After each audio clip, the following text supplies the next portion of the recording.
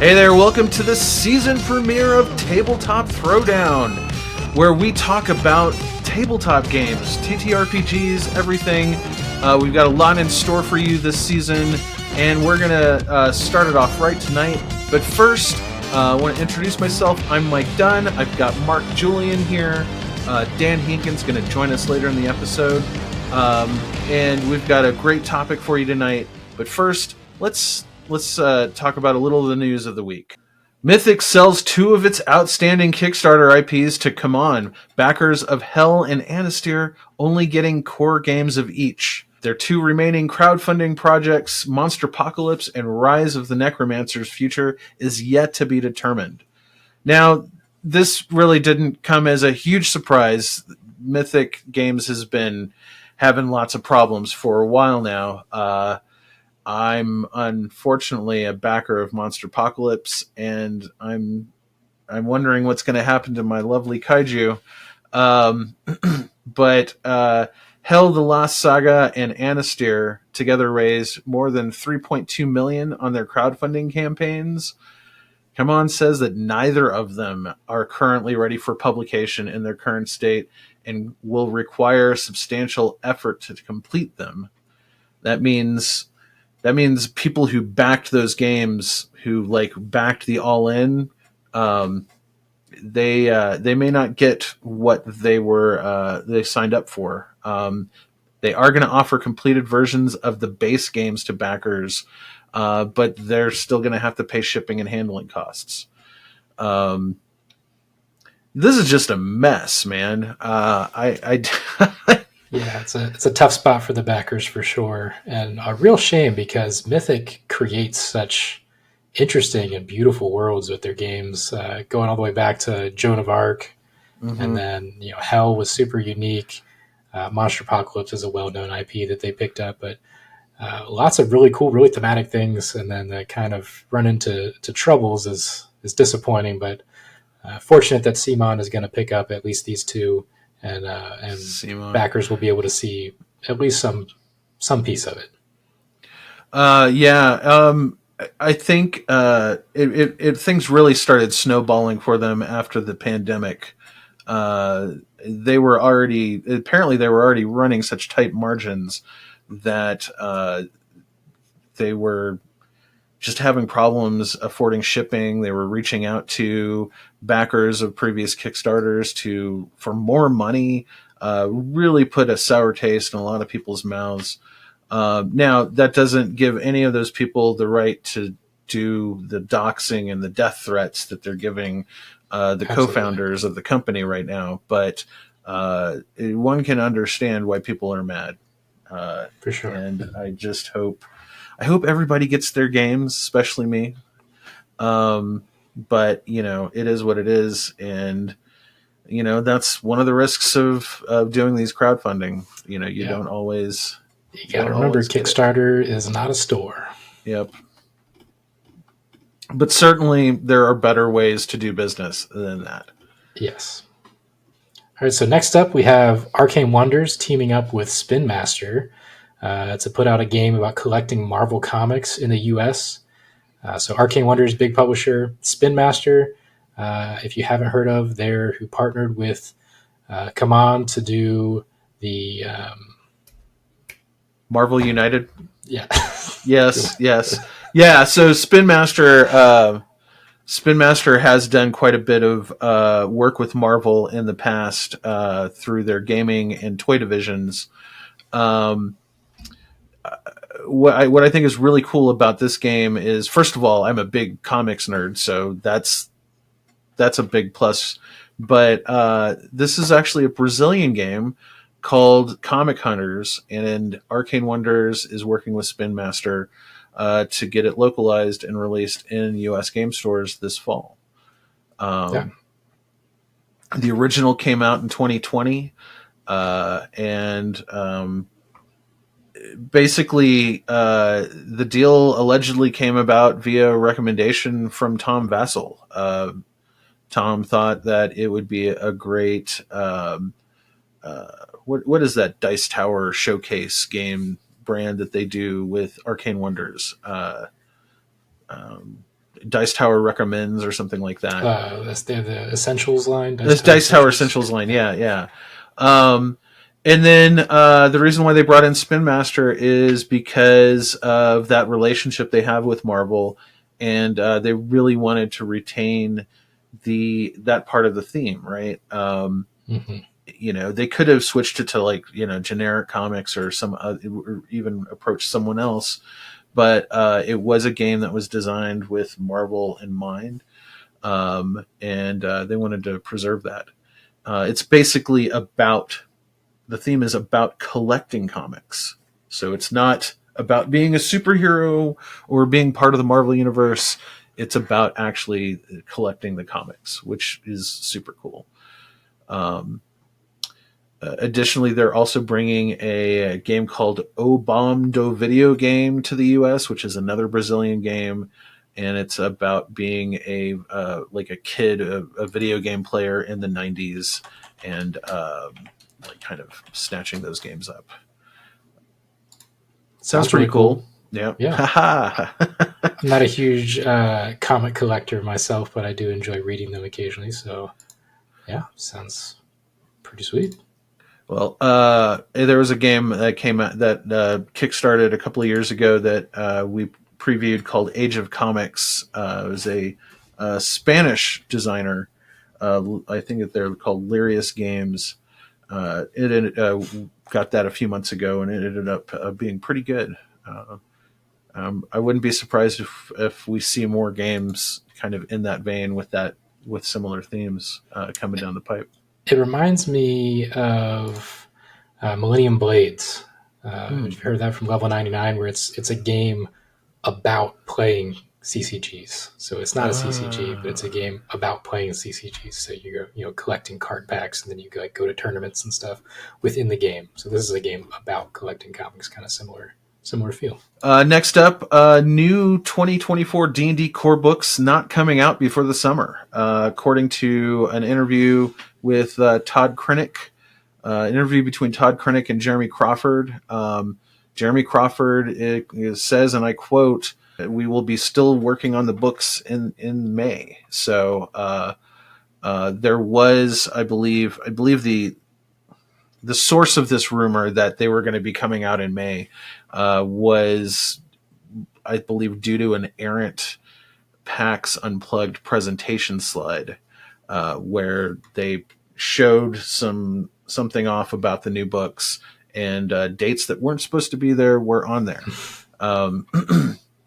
But in this video, which we'll have a link to, that was primarily focused on the final Unearthed Arcana public playtesting for the core books.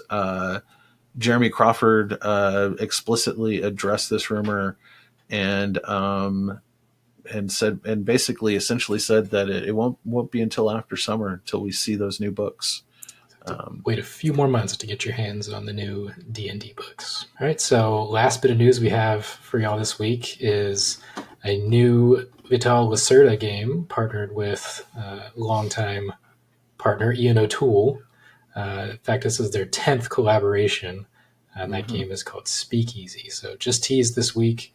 We've got the cover art and a couple pictures of the game set up on Board Game Geek right now. Essentially, you're going to take on the role of mobsters in the Prohibition era. It's worker placement, card management, and of course, it's a Lacerda game, so you can expect lots of intertwined mechanisms and ways to set up scoring points. So, and really several hours of gameplay in a single session. It's going to be a big, long game. Pretty excited about it. I enjoy Lacerda games. They tend to be a little bit too much for me. I like to play them one time to experience them, but I really like this theme. So looking forward to that.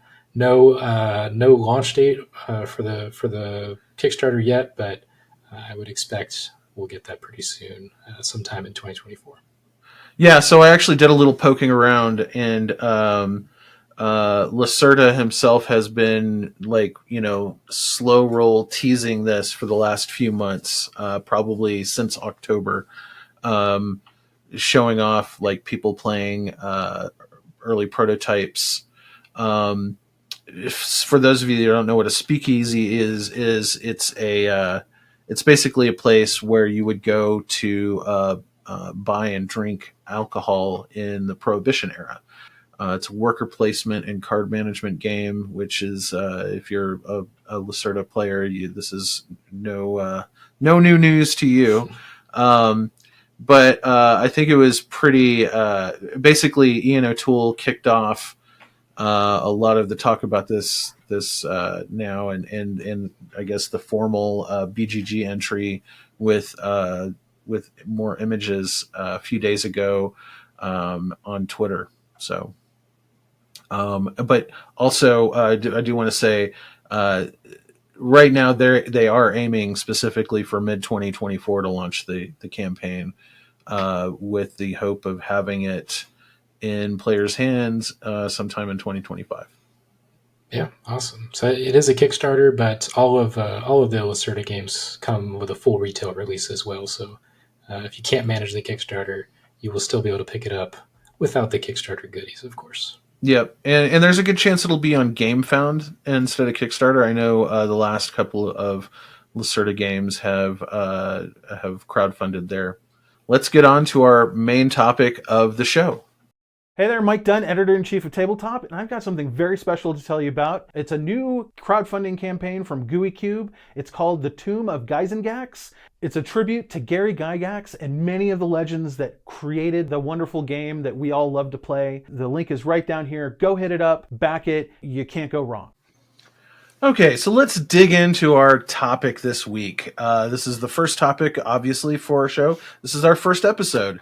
So we thought we'd do a really special topic and look at the games that we're really excited about coming into this year, 2024.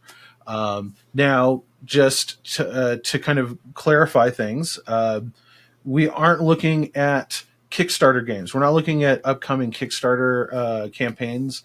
We wanted to focus on games that will actually get in players' hands this year.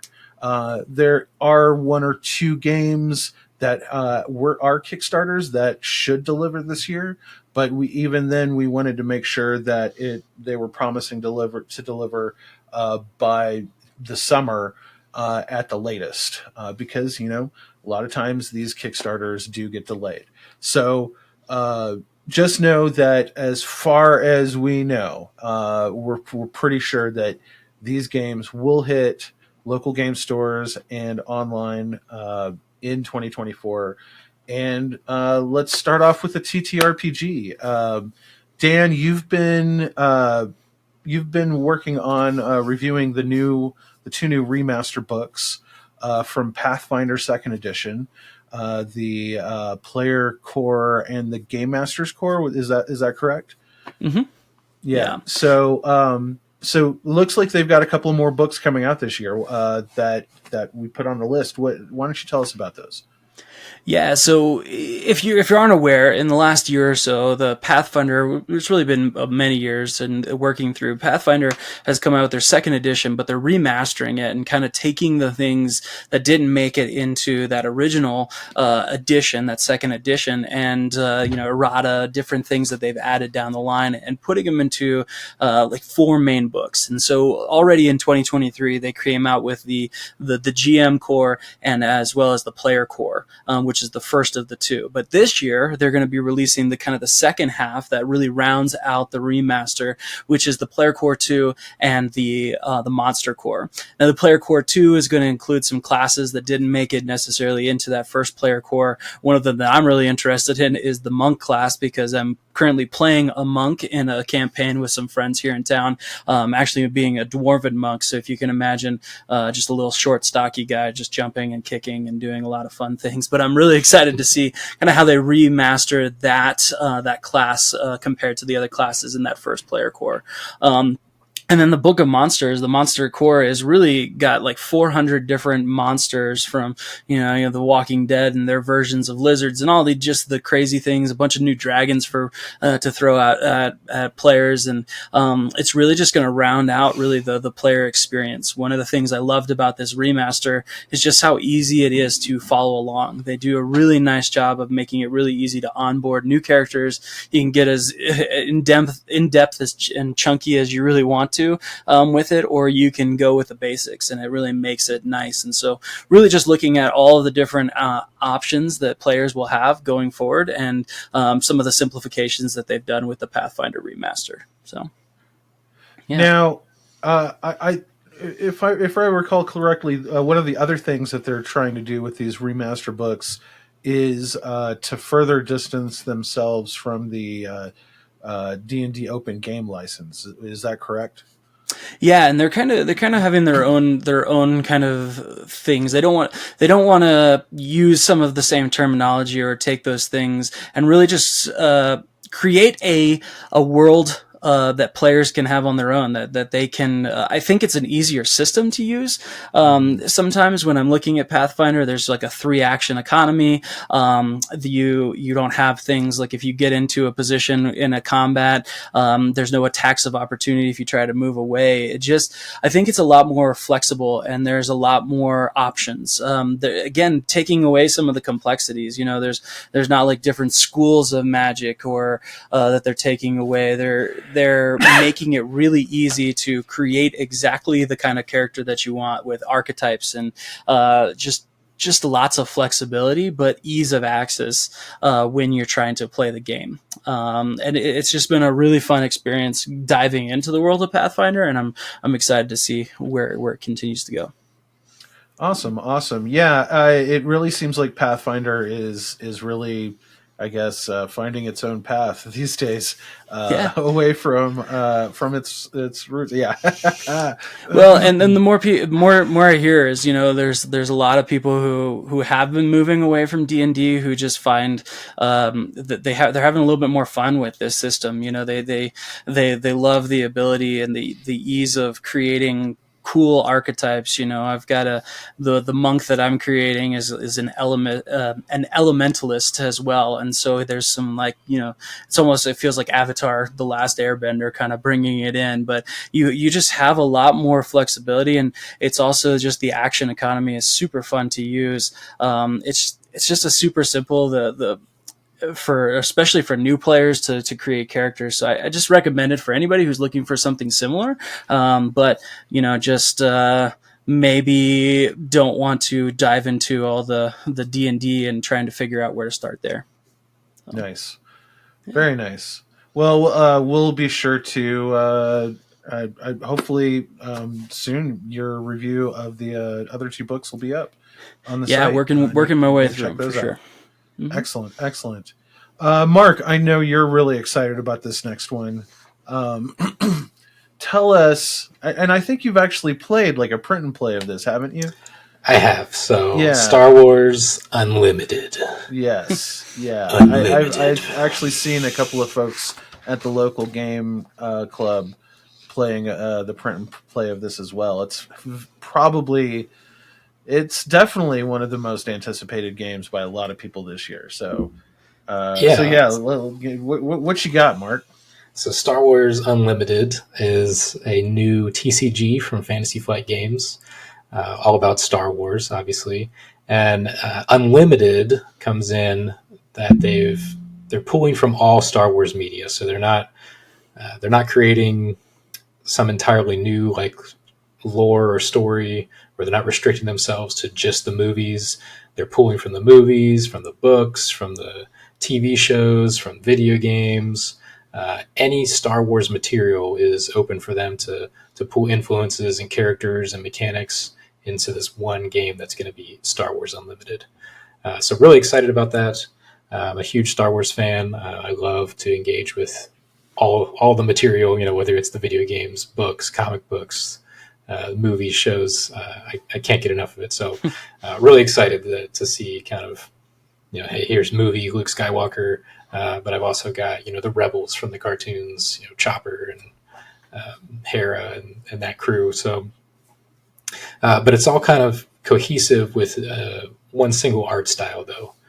It's all new art. They're not recycling art. You're not going to have like movie screenshots with comic book panels and video game clips. It's all new art, but taking characters unified look and feel from all those systems. Yeah. Now, I'm just curious. Based on what you've seen so far, has there been an appearance of the Bad Batch? Because I'm thinking this game actually comes out right smack dab in the middle of when season 3 comes out, according to the trailer that just dropped. Yeah, so I haven't seen any Bad Batch cards yet, but they are kind of almost daily now coming up to the release this year. They're kind of teasing new cards, especially on the Star Wars Unlimited Twitter account, if you follow that, or X account. They're showing new cards almost every day, if not every week. So I wouldn't be surprised if we kind of see that coincide with the release. A lot of times IP games will do that sort of thing. But because it's unlimited, I would think they're definitely going to be in the game at some point, if not at the beginning. Yeah. Seems like a pretty good way to kind of tie things up. But yeah, it helps, marketing. Hey, this new thing's on TV. Also, you can play those characters right here. Yeah. But so it makes the game kind of stand out. And we got to demo this at Gen Con last year, and then you mentioned the print and play card. So every card that's been released is online right now.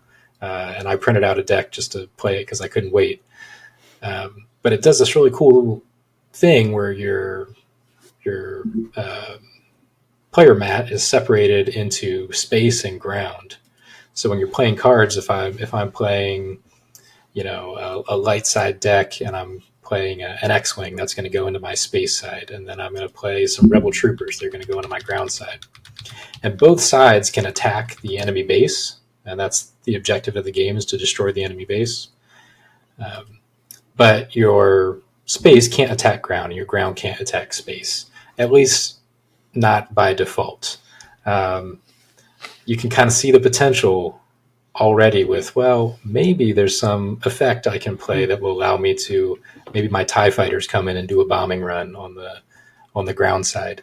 That wasn't in the demo decks at Gen Con, but I asked some of the Fantasy Flight Games folks that were there about maybe those types of mechanics, and they gave me some we can't talk about that type answers. So I don't want to say it's confirmed, but it seems pretty likely they're going to interact. They can neither confirm nor deny. Yeah. Yes. I believe that's called a Glomar response, is it not? Okay. I think so. Awesome. Well, we should get some really good firsthand hands-on experience of that, even beyond just the print and play, because I believe that's coming out. That the another thing that's being timed with is Gamma Expo this year. So I know Dan and I both did a full pre-order of all the launch products, and I believe that's first week of March, which is when Gamma is. So maybe we'll get an opportunity to check it out some more at Gamma before our own pre-orders show up. Oh man, yeah. I have managed to stay clear of TCGs for years, and I just Star Wars. I said the same thing. That was the Star Wars stuff. Plus, I was a big fan of the LCG, the Star Wars LCG from Fantasy Flight, years ago. So this is going to be a nice little addition to that, because there's not many people playing the LCG anymore. So I'm excited to kind of get that flavor going again. Nice. Mm-hmm. Well, we'll definitely have some coverage up of that. Probably be cutting into your Lorcana time there, Mark. It's going to be hard to juggle 2 TCGs, but I'll figure it out. Where there's a will, there's a way. Awesome. All right. Well, for the next one on our list, Dan, I think you dropped this on this list, didn't you? I did. Board and Dice fan. I am, and I feel like I'm becoming more and more just, the more I get to interact with the games that this company's putting out. But this one is their new release that's going to come out in 2024, which is Windmill Valley. I actually got a chance to play test this game a few months ago, and I just love the synergy of it. It's not necessarily the theme that I'm always playing, but just the mechanics of the game were a home run for me, and so I'm really excited to see getting it to the table. Just because I played it digitally online, but I'm especially.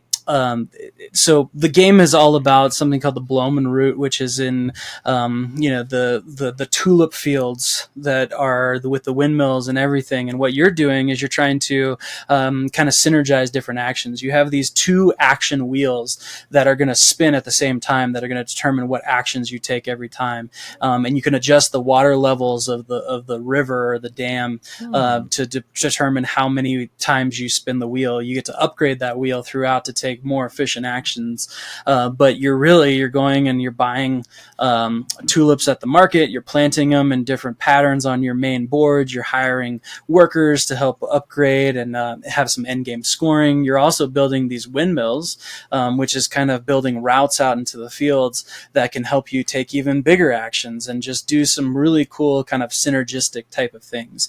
And while planting tulips and windmills is not necessarily everybody's flavor of type of game, I just was so enthralled with, like I said, the mechanics, and just I loved the spinning wheels. I'm looking forward to seeing the production value on those, and it just scaled really well. I played it at 2-player, but I could already see getting a 3 or 4-player game just it would be so much more fun, even though the 2-player game was amazing. But you could just see the different strategies that you have to take when you add more people to the board. And so I'm just really excited about seeing that and getting other people to play it as well. Dan, did you play Praga at all? I did play Praga. Yeah. So the spinning action wheel on that, is that sort of similar to what we're talking about here? Yeah, similar.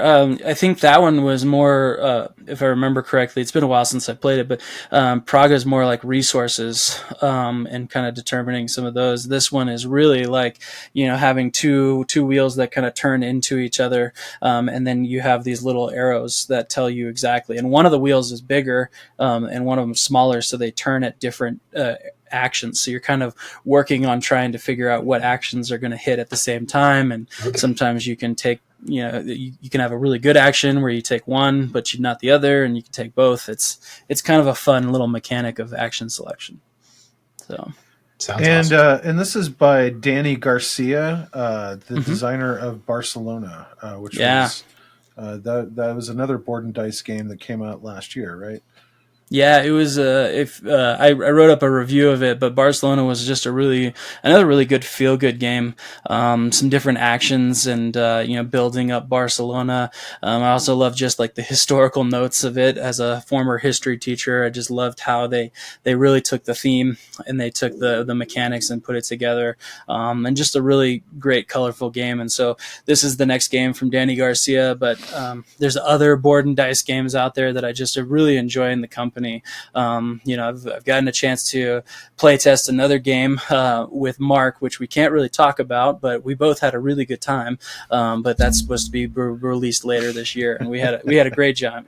Again, more synergy type of things, and it was a lot of fun. So very nice, very nice. Yeah. Well, we'll definitely be covering that when it comes out later this year.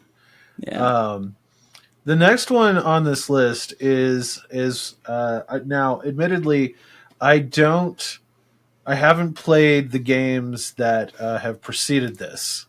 I've heard many good things, and I'm kind of excited about the thematic turn they're taking with this one, simply because I just prefer sci-fi to World War II kind of, and World War I kind of themes. Like, it's not that I won't play those games. They just don't resonate with me as much as something like a sci-fi game would. And of course, we're talking about Undaunted 2200 Callisto. So you guys obviously were rolling your eyes when I said I hadn't played any of the Undaunted Come on, games. man. So why don't you guys talk about this one? So I'll talk a little bit about the Undaunted system. Right. So you mentioned, World War II is the theme that's in the game right now. It came out There's years a World ago. War one as well, isn't there? I No, don't they're think all so. World War II. So Okay, there's World War II. Never mind. yeah. The base game is just World War II, and then there was an expansion that adds like vehicles in North Africa, the North African theater.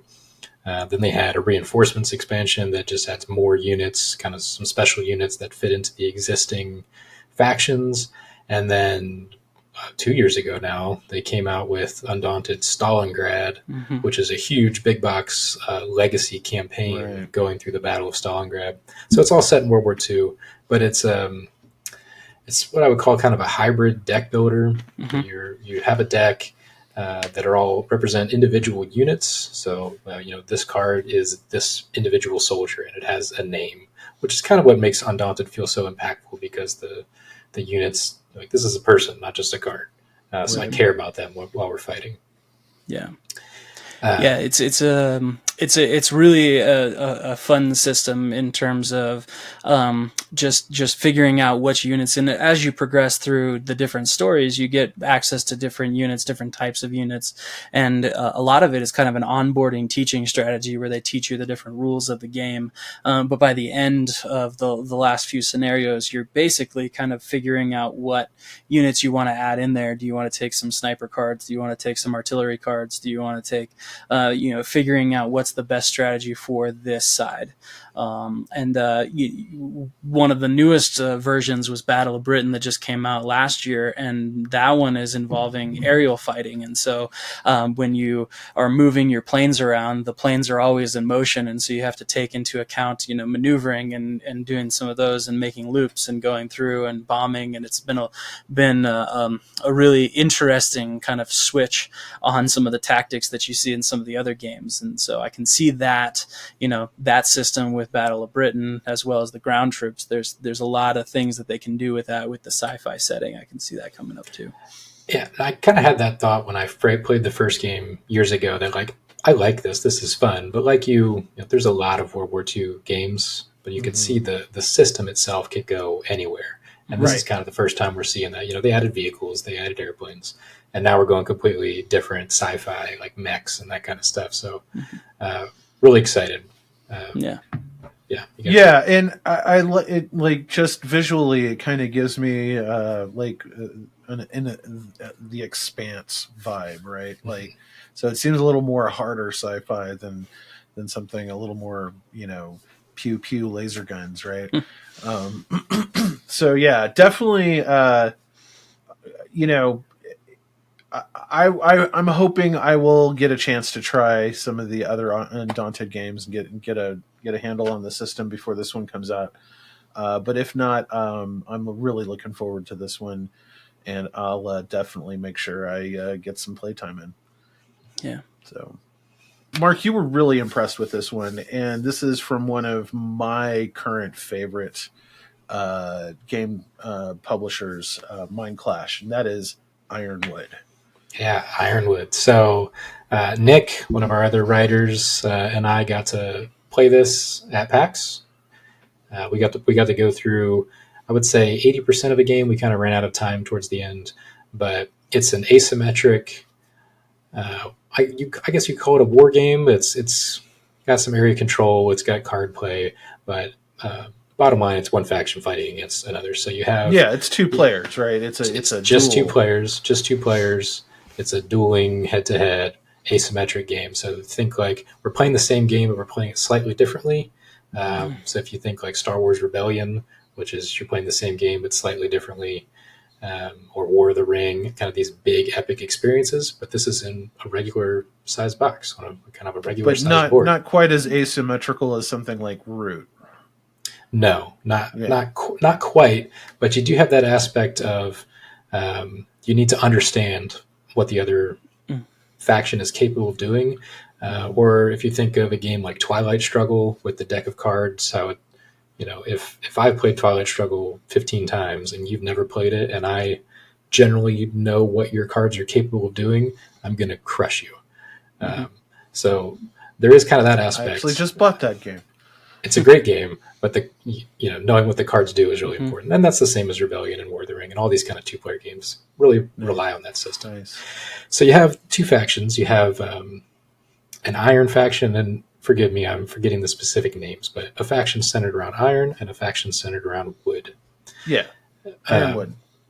Ironwood. Separate, they have longer names. Combined Ironwood. The Iron faction is trying to build like citadels on external regions of the map, so areas on the edge of the board. They have to build 3 of those to win. The Wood faction has to build 3 totems on internal areas and then bring them off the edge of the map to win. And the board almost looks like a wagon wheel. I mean, it's mountains and forests and stuff, but you can think of it like a wagon wheel with the like capital city of the Iron faction in the middle, and then the spokes going out, and then kind of an inner ring of cities, and then an outer ring of cities. So both players are playing 3 cards per turn to do actions to try and achieve those goals. So the Iron faction is all about moving units around, trying to collect these gems that they need to pay for their buildings, because they need those buildings to win. And then the Wood faction is all about kind of surprise attacks and quick movement, so they can get those totems with those internal forests and then extract them out. They can only build them when there's no iron units around the forest that they need to build it in. So they really need to kind of maneuver and then maybe attack where the Iron faction is weak, so that they can clear the way for their scoring objective. Turns are really quick because you're just playing 3 cards. All the actions. It's one of those games where everything you need to know is on the card. I play a card and I do what the card says. But Nick and I had a great time. It was really back and forth, close the whole time. He had a pretty good play towards the end that would have resulted in him winning if we had been able to keep going. But yeah, really enjoyed it. Really impressed with the kind of big asymmetric 2-player experience in a regular size box that doesn't take 3 or 4 hours to play. Nice. Yeah, I can't wait to get a chance to get my hands on that as well. Yeah. And bonus, like I said, Mindclash is one of my favorites right now. So bonus, all of the Iron faction's pieces are metal, and all of the Wooden faction's pieces are wood. Which I'm a big component nerd, so that really appeals to me. Likewise. And Mindclash does their components so well. Awesome. Well, before we dive into the next 5 games, let's talk a minute about let's take a little divergence. Let's talk a little bit about some expansions to games that we like that are coming out. Let's start with you, Mark. I know you were just talking, but you are the resident Lorcana expert. Let's chat about that for a second. Yeah, so Lorcana Chapter 3, Into the Inklands. So if you've been following Lorcana, they have a fairly quick release schedule, at least for this first year. I don't know how it'll continue after that, but Chapter 1 came out just last year, November, December. Then we got Chapter 2 in January, just happened. Chapter 2 was adding more of their Floodborn and Dreamborn type cards, but didn't change the game at all. It just added cards we hadn't seen before and some of the kind of new fanciful Floodborn kind of ideas. Chapter 3 is the first chapter where we're getting some mechanical change to the game. So they're adding location cards. How exactly those work, I don't know yet. But they've teased some of them. They show, a location. It's going to have some text that has some effect. It has a number on it that could be tied to lore. It could be tied to controlling it. I don't know at this point how they're going to affect the game, but it's going to be a pretty big shakeup of kind of how the game works. I don't know whether it's going to be, I can add these locations to my deck right now and we're playing the same game, or if it's a different game mode. Really, they haven't released all that information yet, but Into the Inklands, Lorcana Chapter 3, pretty big shakeup, adds locations that could do anything, but excited to see not only your favorite Disney characters, but now your favorite characters at your favorite locations. So it only gets better. Oh yeah, and there's so much more they can do after that too. We'll definitely be keeping everybody posted on the new stuff that comes out for Lorcana this year, especially Chapter 3 with all the new goodies. So one that I'm really kind of excited about, and this is a game that I only played like about 2 or 3 times last year, but it's kind of stuck in my head. Like I keep on thinking, I think I might need to buy my own copy of this game. Heat, Pedal to the Metal is the game. And the expansion is called Heat Heavy Rain. Now, if you have even looked inside of the Heat Pedal to the Metal box, there's one notable thing that makes everybody go, oh, there's definitely an expansion coming out for this, because there is a spot for another car in the organizer. So, yes, Heavy Rain comes with a new driver with all of the components in orange, so you can now play orange. It also comes out with a couple of new maps, some more upgrade cards, including a new kind of cooldown that allows players to take a heat card from their discard pile and place it back into their engine. Submerged track sections, it seems like one of those, oh, you liked what was in the box of the original game and you want more, here's a whole lot more, including another player, and we'll throw in a couple of new mechanics too. So I think I just convinced myself to buy the base game so that I can get the expansion. But that one's definitely on my radar this year. I don't know if you guys, what you guys thought of Heat, but I haven't actually gotten it's to one of play the it. most interesting racing games that I've seen in years. I also have not gotten to play it. It's been sold out. They keep doing restocks and then it sells out again. But I have That's played. the other thing that makes me go, oh, maybe I should get a copy of this. I have played Flamme Rouge, which is the same designer, his previous work, about bicycle racing, which is really good. So yes. I think he builds on that same kind of mechanic. Yes, from what I understand. I haven't played Flamme Rouge, but from what I understand, it is basically an evolution of that design that I think actually took it a little more into the mainstream to its credit and success. So, no. Well, I was going to say I haven't played it physically. I got to play it on Board Game Arena a couple of times, and I just really appreciate. It's just a fun interactive game. You kind of have to adjust to what the cards are giving you, what the other players are giving you, and it's just I don't know. It's not too difficult to pick up of a game, but it's really engaging, and it's one of those ones that I feel like if I did get a copy, it would be something I could keep on the table with some newer game players, just because it's really intense, hugging around the curves, making sure you're cooling down and doing the different mechanics. And so I think even after my couple plays, online, I think just adding some of those different elements that you have to adapt to with the cards and even getting more players. It's always nice to see games where you can get a lot of players that are engaging, that aren't just party games to the table. So being able to have players. And I think it really sings in competition mode where you're doing like a whole circuit of races. Like it's really cool. Super cool. I think the first expansion for Flamme Rouge was also weather. Oh yeah, that makes sense. Yeah, could it be a formula, a formula of sorts? No.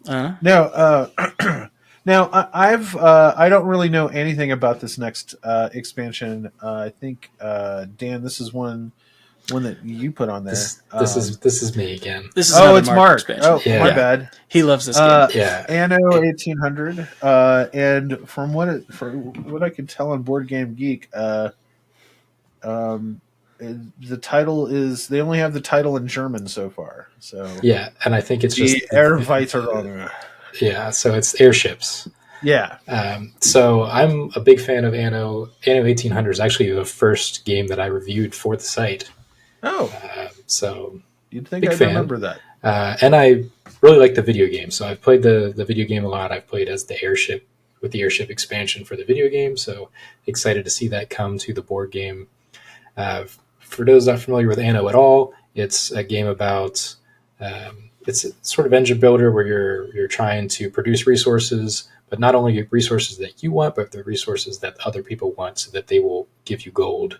This kind of unique trading mechanic that the game has, and you're trying to complete these objective cards, which is produce these 3 things on this card, then you get to score it. It's a Euro game; you're trying to score points. But the expansion just adds a new type of island. It adds a new type of ship. So you're building sailing ships to go send out and throughout the game. Now you can do airships. So I think it's, as far as expansions go, it's kind of one of the smaller boxes. It's not like a huge re-implementation in the game, but it's going to add more of the things that you already like. So similar to the Heat expansion. If you like Heat, you're going to like this expansion. If you're a fan of Anno, this adds more things to do in Anno, and it's a great game. So I'm looking forward to. Yeah, I feel like most expansions fall into like one or more of 3 categories. One is, all right, so the base game was pretty good, but we're going to fix everything that was kind of janky in the first Star Wars game. Rebellion. Yeah, or True. like Outer Rim, Unfinished Business. Lords of Waterdeep, I think, is probably one of the best examples of that too, because that expansion turned a pretty good game into a great game that addressed all of the problems that I had with the base game. And then, of course, the ones we're talking about are mostly like, hey, here's more stuff, right? Like more stuff, more. Because more stuff is fun. And then there's new mechanics, and those tend to be I think I like the ones that fix games the best, even though I wish that the games didn't need to get fixed in the first place. Right. But it's, you can get a little more controversial, like when you add new mechanics to a game that they just have to really make sure that they play test that stuff and make sure it doesn't break it. More stuff has a potential to break it, but usually it's fine. It's nice to move away from the Kickstarter formula of like, here's the game and all the expansions all at once. So like, these games have been out for in Anno's case, years, and then hey, everybody likes this game. We've developed a couple more things that we think you'll like. Heat's been out for a couple of years. Hey, here's some more things we think you'll like. Yep. Yeah. And Heat, like they telegraphed that one so plainly too. So yeah. Well, I feel like we could spend an entire episode talking about expansions and fun. We probably could. And we probably will. We probably will. Yeah. There's lots of things. Well, let's get back to our main list. Let's get back to our main list because we've digressed long enough. This next full game, we're done with expansions. Is one that Mark very much handed my ass to me on at Gen Con last year. Oh, you guys got to play. Yeah. We did. And that's Call of Duty, the board game, by Awaken... Arcane Wonders. Arcane Wonders. Arcane Wonders, yeah. The AW. I mixed those two all the... Anyway. Yeah, they look like they're going to be on track for coming out this year. And, even though Mark beat me so soundly, I did like the mechanics of the game. And honestly, I said it then, and I'll say it now. it very perfectly replicated how bad I am in the video game. So, but no, I actually think the board game is a lot more fun than the last time I played the video game personally. So it's very, very, very cool mechanics, very cool ways that they kind of translated it over. Mark, you backed it, didn't you? I did. And this is an interesting game because this is probably the number one Kickstarter where if you had described it to me ahead of time, like, hey, there's a Call of Duty board game coming out, I would have said, there's no way that works. Like, absolutely not. But then, yeah, we played it at Gen Con, and it's really fun. Yeah. We played it head-to-head as a two-player game, which I think it really shone at two players. Yeah. We didn't get to play it at any higher player count. I have some concerns with it getting bogged down. But at two-player head-to-head, it's got kind of a hidden movement aspect to it where you're pre-planning your moves, and then you execute them one at a time. You know, hey, move one, and we both do our move one on the shared board. And then if somebody gets line of sight, then you have a fight. You're playing cards, you're rolling dice to influence the results there. And then if you got the higher result, you hit them. And depending on how hard you hit them, you might just kill them right out, or you might wound them. And then you go on to the next move, and it's just really snappy, really quick. And then you add in the kill streaks and grenades, and it's even got perks, and you can sprint and slide and that kind of stuff. So really captures the things that make the video game fun and puts all of those things into the board game. And you get that kind of when you're playing the video game and you're making snap decisions constantly, the board game's like, okay, pause, now do that decision, and then the action goes again, and then pause. So it works really well. They're projecting September, I think. So very, sort of end of summer. The pledge manager is already out, so feels like we're going to get it this year. But you never know with Kickstarters. But this is the one we put on the list. Like we think it's going to make it 2024.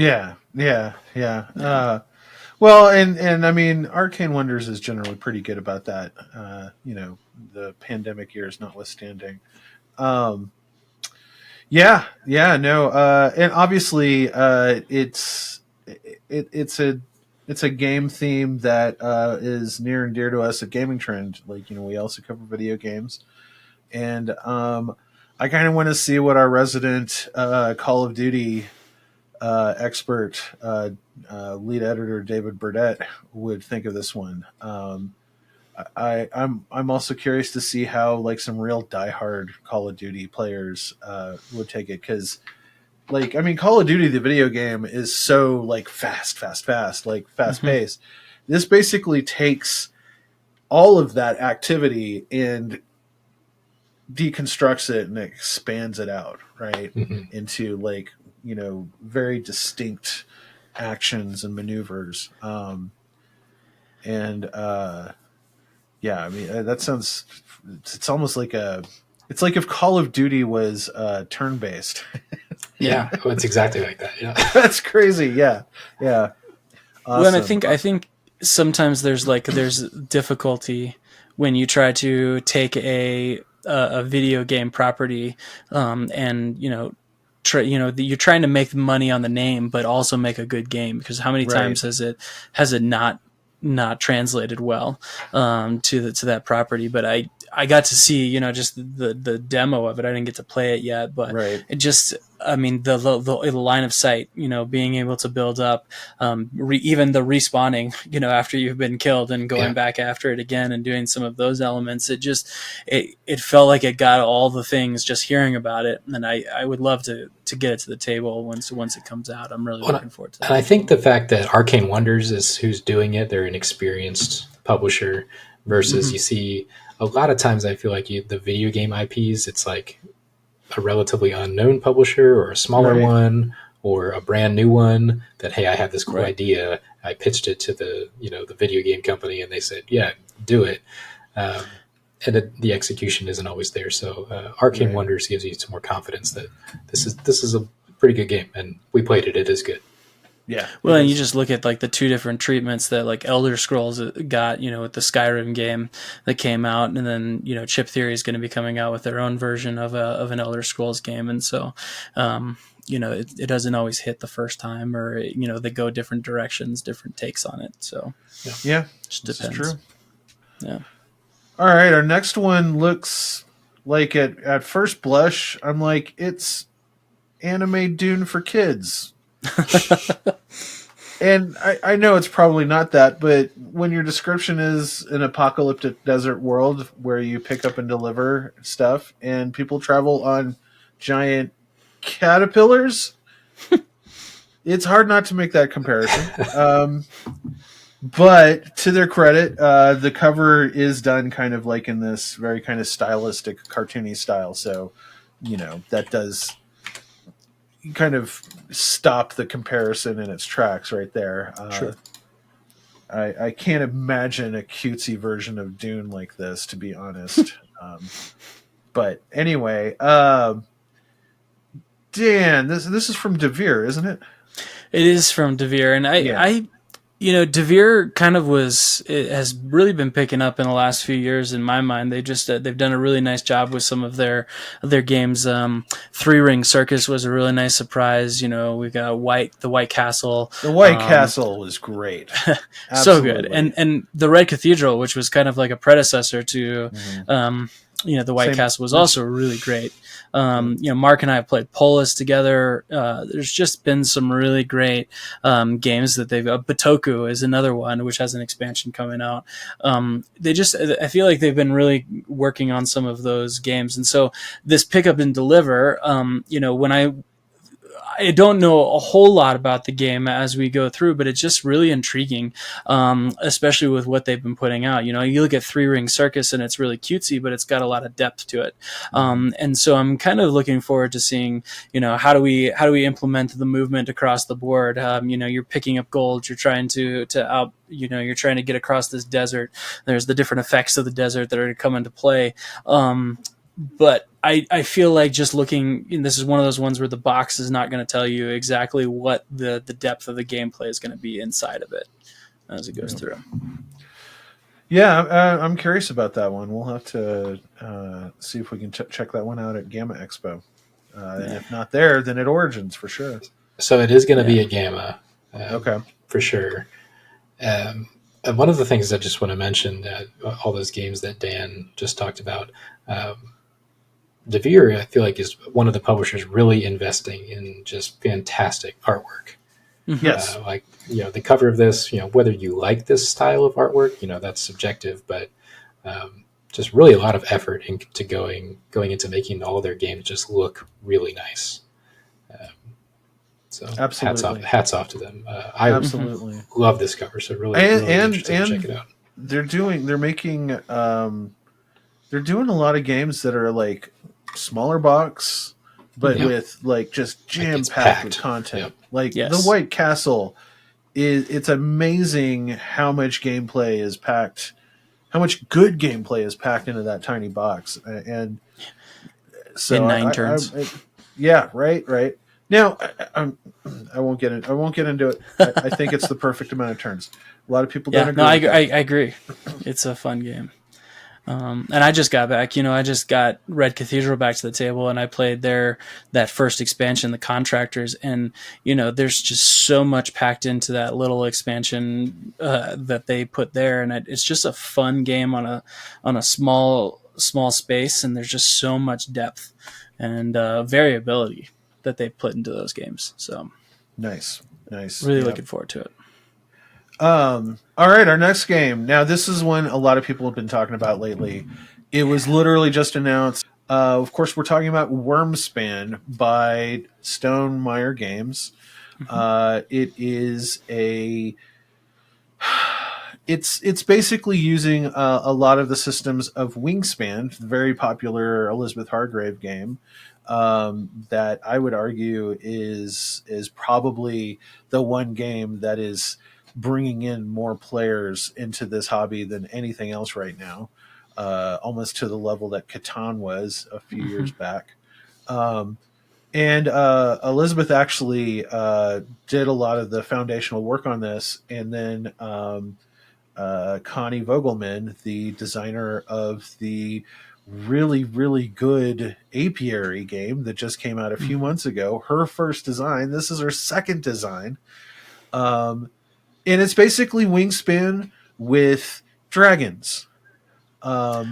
These are obviously not real animals that are being represented on the cards, but it kind of takes that same approach that Wingspan did by like showing all the different types of dragons and worms and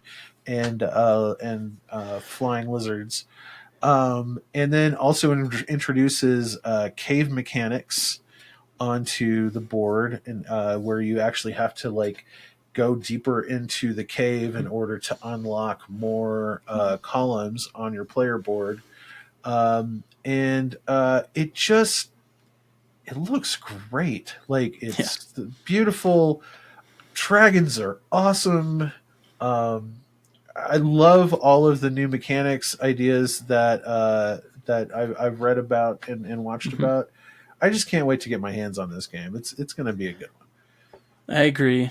And you want to talk about another company that really invests in like art and production value. Like anything Stonemaier is always going to be pretty high production value, and I'm really just looking forward to seeing how the new mechanics come with something that we kind of already know. You know, like you said, excavating caves so that you can unlock in-game scoring bonuses if you can get to the end, or there's even like hatchlings versus adult dragons and the different things that you can do with them, or taking the help of guilds, and rather than just selecting an action, you're spending resources to take specific actions. So it sounds like there's going to be a lot more depth, and this is going to get that core gamer scratch that itch that you might not get from Wingspan anymore. I love Wingspan for, like you said, as it's an onboarding game. I mean, I've got the big box right behind me, and I've got all the things, the My things, kids love it. I love the game. Yeah. And even the little 2-player mechanic from the Asia the Asia expansion was really fun. But at the end of the day, it's not something that I'm always wanting to put back on the table time and time again. So I think this is going to add some depth that maybe some of the core gamers are lacking with Wingspan. I was happy when they added Nectar into Wingspan, because that gave me a little more meat on those bones, right? Mm-hmm. And that was my beef. It's with Wingspan is that I love the game. It's just I just wish it was just a little more crunchier. Mm-hmm. And Wormspan is supposed to be a little crunchier than Wingspan, and I mean, dragons, man, dragons. Come on. But that's an important distinction that really people understand, is this is not just Wingspan with dragons. It shares some ideas, but it's a new game, and it's a little bit heavier. I think there were a lot of memes and jokes about the name. Agreed. They could have called it something different, but like, why would you willingly take away that association with Wingspan? If it is, I mean, at least it has mechanical similarities. At least it's kind of in the same line of games, right? So I don't have a problem with it. And then I think I was looking through, I was looking through all of the stuff that they were doing, and I think there's like 15, 16 different like mechanical differences that change. I think there's 3 areas, and you're going to be collecting dragons in some different spots, but a lot of the things from that, each of the dragons is completely different than any of the cards on Wingspan. Like there's not even going to be the same thing on either one. And so I think there's going to be enough of a game that's different that it's going to, like you said, it's going to hit versus something like the Dune Imperium remake that seems like it's not too much of a different one, but in that vein, right? So, and if this one is a hit and people like it, like what kind of awesome like kickoff to a career in game design does Connie Vogelman have at this point? I mean, good grief, because Apiary is good. It's really good. It's not. I wouldn't say it's like perfect, but holy cow, it's. I have fun playing it, and Yeah. I can't wait to see what she brought to Wormspan. And I know she's working on a few other things too. So For sure. we'll probably hear even more about Connie Vogelman. And like what we first we heard of Apiary was in last fall. Mm-hmm. No, Like, not too long ago. Yeah. And I mean, that's a testament to Stonemaier. And of course, she is like a protege. She's worked with Elizabeth Hargrave, and she worked on a lot of the Wingspan stuff, Mm-hmm. as and assisted with some of that, the last few expansions, I believe. So, Yeah. yeah, we'll definitely be covering that one. I know there are a few advanced reviews that are starting to trickle out now, and they've all been very positive from what I've seen. This next game is one that I backed, and it's definitely it hasn't delivered yet, but it's about to. Like, everything's done. I did get one part of the Kickstarter mailed to me already, but this is about to land on my doorstep, and it's pretty awesome. And we actually got the first look of this game 2 years ago at our first Gamma Expo in 2022, and that's Harrow County. And the full name is Harrow County: the game of Gothic conflict.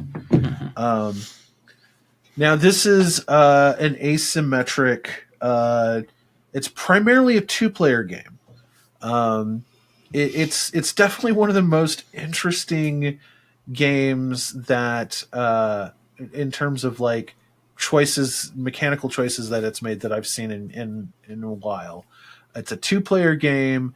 You're playing different asymmetrical factions.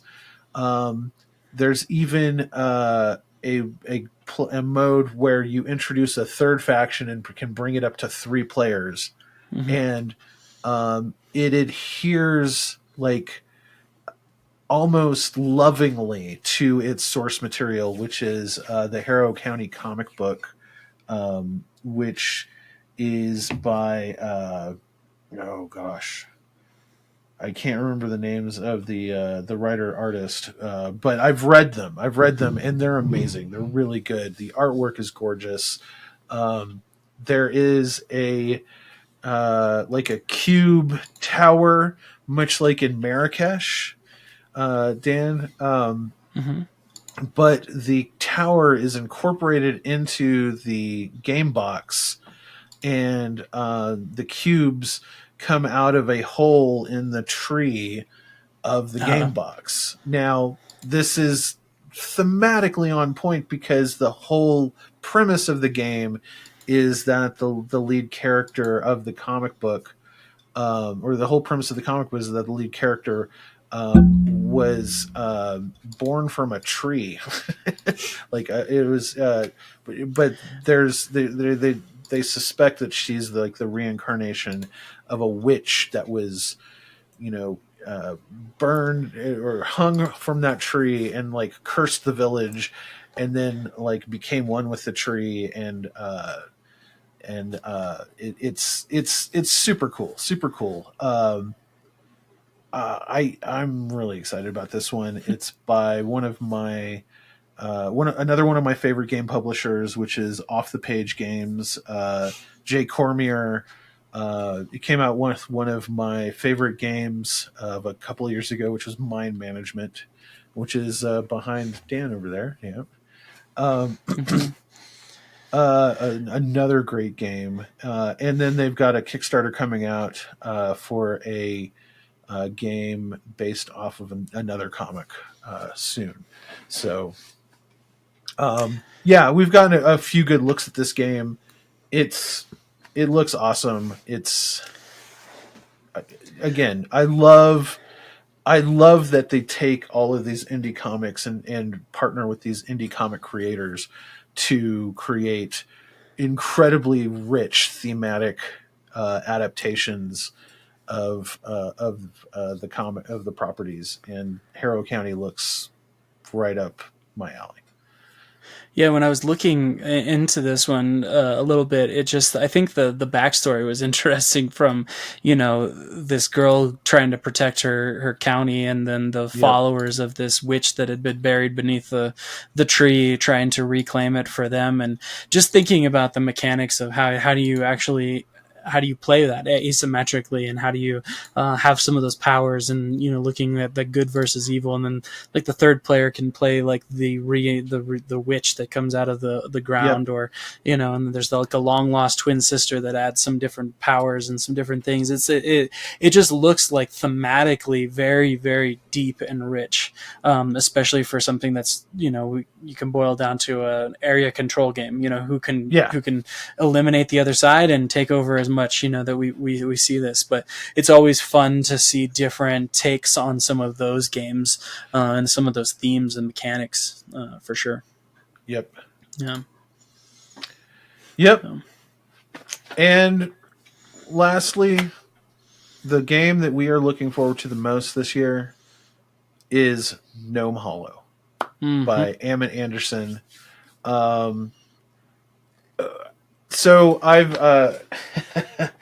I got to try this game at Gamma Expo last year, and while I was playing this game, people were circled around us. I looked up, and these people, it was mostly game publishers and representatives of game publishers, big and small, and media people, and it really was like the hottest ticket of Gamma Expo 2023 last year, and Ammon graciously let me take a copy, one of the 3 prototypes of this game, home with me to give it a shot, and Dan, you got to play it. I did, and yeah, it's getting published this year. It's going to be published by the op, and it will be the theme of their booth at Gen Con this year. But you know what, Ammon, we just named your game our most anticipated game of the year. What do you have to say about that? Well, now I know why you didn't tell me what this was about. Oh my gosh. Thank you. That's wow. I really wasn't expecting that at all. What the heck, dude? Thank you. Well, it was. I guess we're coming up on a year now since we met, and that was the first time we saw Gnome Hollow, and we knew it was a hit right away, and we didn't even need to look around at all of the publishers and media circling around the table as you were demoing the game to us like sharks. No, okay, so this is amazing, and honestly, it's overwhelming. This year has been a real ride, and I don't think so. There's no way to describe the magnitude of feelings that I have had this year. There's no way to describe it, and to have people anticipate this game. Honestly, at the end of the day, it means a lot. You're gonna make me emotional, on a camera, which is not nice of you. And I'm trying really hard to not get emotional because, again, and I know I've said this in the past. Gnome Hollow was a really personal project for me. Mm-hmm. It came out of a dark place in my life. It came out of pain and a migraine and a concussion, and it was a happy place for me. And I think what is so meaningful about people who do play it and love it and want to play it, it's the fact that I hope that they get something positive out of it. I don't know, one of my favorite writers in a podcast said once, he said that writing a book is the closest thing to telepathy, because he gets to say something without saying it, and another person experiences his thought. And I feel like a game is also like that sort of like thing where like I get to create, I get to engineer an experience, and then other people get to sit down and have that experience, and they're going to have a different experience than even when I'm there. And like nothing feels better than watching a person play your game. And like when you see like the light bulbs go on and their eyes get big and they start to smile when they're doing things, and you're like, okay, it's working. Like I did it. And I think like that's kind of like how I feel about like it showing up on lists, like what you just said, the most anticipated game of the year. Like it's like so flattering. It's so amazing. Like, and I know you've played it a lot because you had a prototype for a long time, and I'm so sorry I had to bring it back.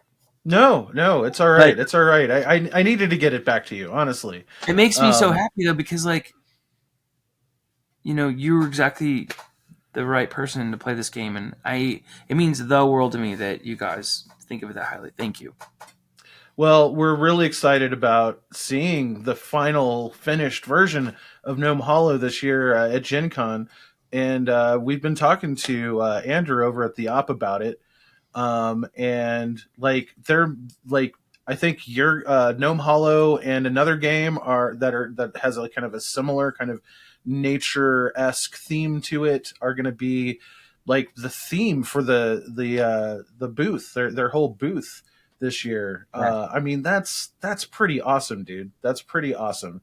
You know, considering that I saw the beginning of this ride for you. Well, not the beginning of like sharing it with people. The beginning of the explosion, like when it like everything happened in my kitchen table, and then it was like boom into the world. I saw the fuse get lit. Right? You were there when the fuse like went off. Yeah, I know. It was so cool. crazy. No, like it means so much, and like okay, so I can't tell you everything coming down the pipe, but I got the final rule book last night. So I initially designed the rule book. Like I had one here just a little bit ago. I don't know where I put it, but I designed the rule book, and my background is graphic design, but it's very corporate graphic design is my background. So Erica Munoz, I hope I'm saying her name right, but Erica, I got the thing, and I haven't even sent her a message yet. I'm sending her one today, but I opened it up and I went through it, and like I was so emotional because I could see like she had poured like so much energy and effort, and she took what I had built and she made it even more beautiful than I could make it, and it's incredible. So, and like the new illustrations that I was able to work with the op on, so I was able to re-illustrate the whole game. Ooh. Like some things did not change. Like those tiles from that original watercolor are the same, but like I updated the mushrooms and I updated the flowers and I updated the gnomes. And so instead of just having like two of the same gnome, now you have a little pair of gnomes. Everybody's going to have a pair of gnomes. Lovely. I think I can say that. And then I illustrated like a new cover for the box, and cover box art isn't my thing. So they brought in an illustrator and he did some work on top of it to like enhance it. But no, I think like people are going to like open this box up and be like, whoa, this is a beautiful game.